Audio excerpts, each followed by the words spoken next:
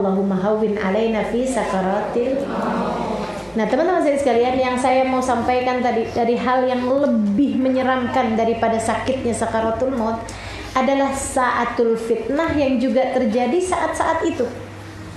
Bersama dengan roh kita yang tercabut tadi ini, bersama dengan sakit maha dahsyatnya sakaratul maut, itu juga merupakan saatul fitnah, saat-saat yang paling menakutkan, saat-saat yang paling mengkhawatirkan, saat ujian yang paling besar.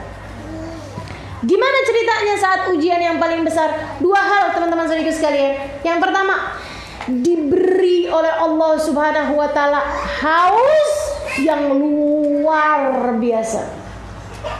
Coba hausnya, kata guru saya Al Habib Umar bin Hafid, minum air segalon gak hilang.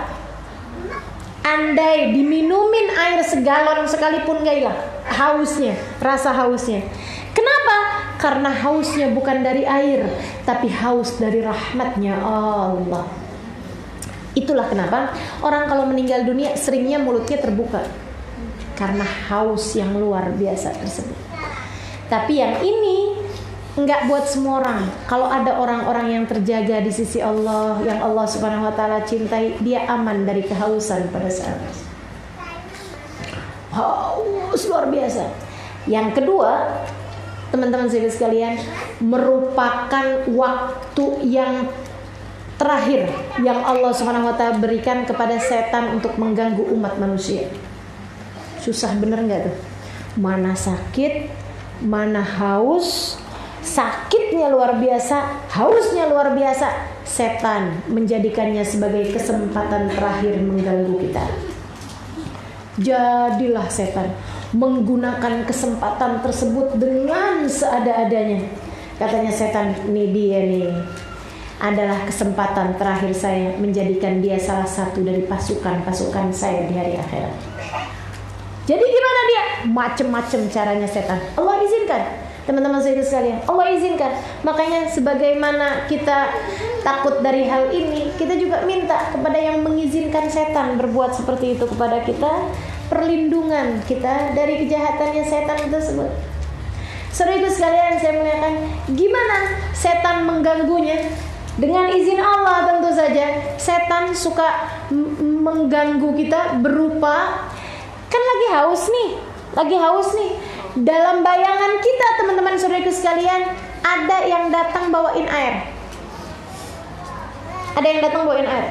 Airnya, kayaknya dingin banget. Ada apa tuh namanya? Embun-embunnya di balik gelasnya gitu. Kita kayaknya mau jual seluruh harta kita sekalipun buat dapetin tuh air. Jadi kita bilang, sini dong airnya. Ya, nggak ada yang gratis, kata setan gitu. Ya udah deh kalau gitu, saya bayarin pakai mobil saya. Ini padahal orangnya pelit loh. Saya bayar pakai mobil saya. Oh enggak, saya nggak perlu mobil buat apaan? Saya bayar pakai rumah saya. Saya nggak tinggal kayak kamu. Gitu katanya setan. Kalau gitu saya bayarin pakai semua uang saya. Saya nggak perlu uang kamu buat apaan? Saya bayarin dengan seluruh harta saya. Nggak ada perlunya saya sama seluruh harta kamu. Kalau gitu apa yang kamu mauin dari saya?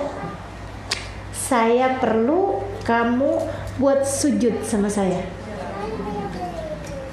Ada banyak orang-orang yang semasa hidupnya kedekatannya kepada Allah kurang, sujudnya kepada Allah kurang. Teman-teman saya sekalian, sewaktu hidup sujudnya kepada Allah kurang-kurang, dia kemudian oke deh, sujud doang. Iya, sujud sama saya sekali, udah deh kelar.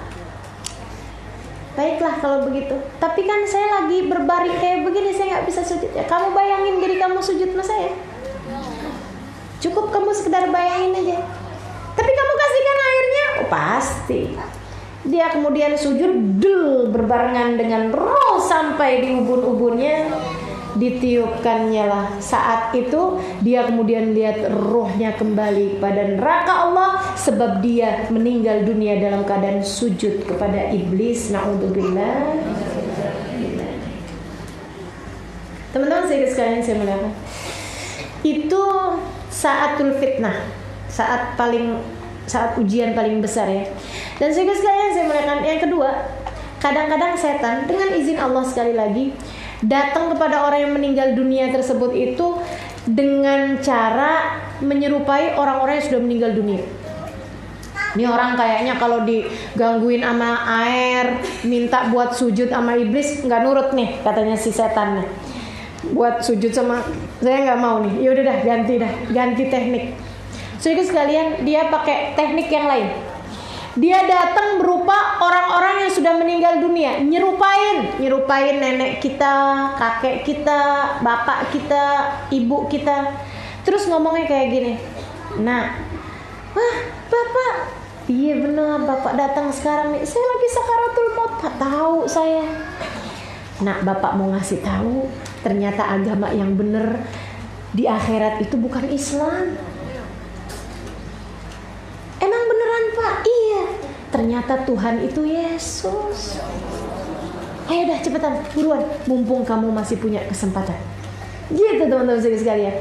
Maka itu Nabi Muhammad nyuruh, kalau lagi ada orang sakaratul maut, bisikan syahadat di telinganya.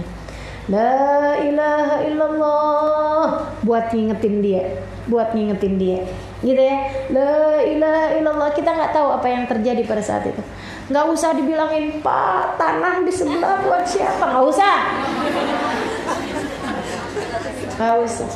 Atau diingetin gitu kan, kata suaminya, maaf, mama izinin ya ma, papa habis ini menikahnya masih fulan ma. Ya Allah, nggak usah teman-teman sekalian, nggak usah kayak gitu-gitu, ya. Akan tetapi diingetin tentang makna la ilaha illallah. Siapa tahu di saat seperti itu dia lagi digodain sama setan kayak begitu, siapa tahu dia kemudian keimanan mengingatkannya bahwasanya la ilaha illallah gitu. Nah, yang ragu-ragu nih waktu hidup di dunianya suka ragu-ragu sebenarnya agama yang bener apaan ya? Apalagi nih yang sekarang orang banyak bilang agama semua benar. Nah ini ngaco nih. Itu sama aja kayak ngomong 1 + 1 nggak harus 2 loh. Gitu. Agama semua benar, ini ngaco nih. Kalau agama semua mengajarkan kebaikan secara kemanusiaan, itu benar kan begitu ya. Tapi kalau semua agama adalah benar, ini nggak ada ceritanya 1 + 1 sama dengan 2. Nggak mungkin 1 + 1 sama dengan 5, teman-teman sekalian. Ada yang agama, ada yang bilang Tuhannya 1, ada yang bilang Tuhannya 3, ada yang bilang Tuhannya 5. Masa semuanya benar? Nah itu gimana ceritanya gitu? Jadi nggak benar. Teman-teman sekalian, saya melihatkan itu saatul fitnah. Benar-benar tuh. Jangan kemudian berpikir seperti ini. Mudah-mudahan, bukan jangan ya. Siapa sih orang yang di saat sakaratul maut itu didatengin sama setan? Semuanya, teman-teman sekalian. Karena memang itu adalah saat-saat terakhirnya setan.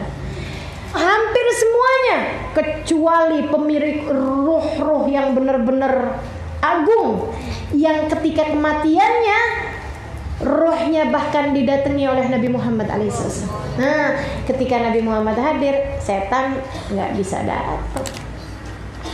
Tapi yang saat sakaratul maut didatengin sama Nabi Muhammad, yaitu dikit banget ya, dikit banget sampai malu mau minta sama Allah.